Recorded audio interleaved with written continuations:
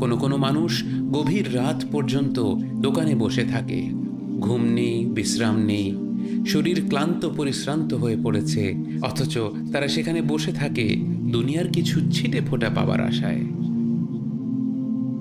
নিজের নফসের বিষয়ে আল্লাহকে ভয় করুন এবং একে অত্যাচার করবেন না। যদি আপনি আল্লাহর হক রক্ষা করেন এবং এমনভাবে তা পালন করেন যা তাঁকে সন্তুষ্ট করে, এবং আপনার নফসের হকও আদায় করতে পারেন, তবে মানুষের অধিকার পালন করার জন্য ধাবিত হন। এবং এ ব্যাপারে সর্বপ্রথম এবং সবচেয়ে গুরুত্বপূর্ণ যে হক, তা হলো বাবা মায়ের হক। আপনার সব বিষয়ে, সব পরিস্থিতিতে তাদের হক রক্ষা করুন।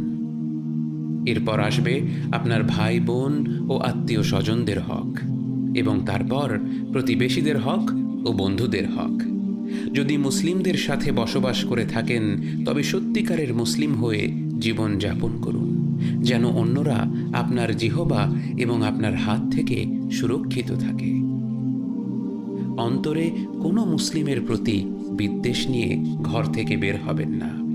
যদি রাতে ঘুমোতে যেতে পারেন এবং সকালে এমন অবস্থায় জেগে উঠতে পারেন যে আপনার হৃদয়ে কোনো মুসলিমের প্রতি কোনো ঘৃণা নেই, কোনো হিংসা বিদ্বেষ নেই, নিঃসন্দেহে আপনি আল্লাহর দৃষ্টিতে সর্বশ্রেষ্ঠ অবস্থানে আছেন।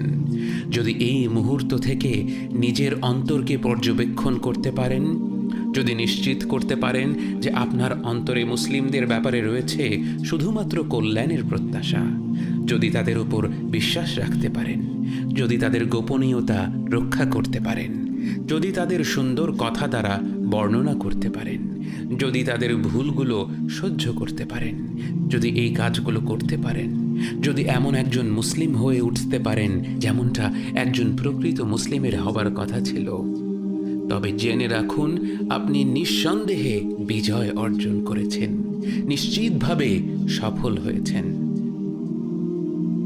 আল্লাহ, আমরা আপনার শ্রেষ্ঠ নাম ও গুণসমূহ দ্বারা আপনাকে ডাকছি। আমাদেরকে সুন্দরতম চরিত্র, কথা এবং কর্মের পথ দেখিয়ে দিন।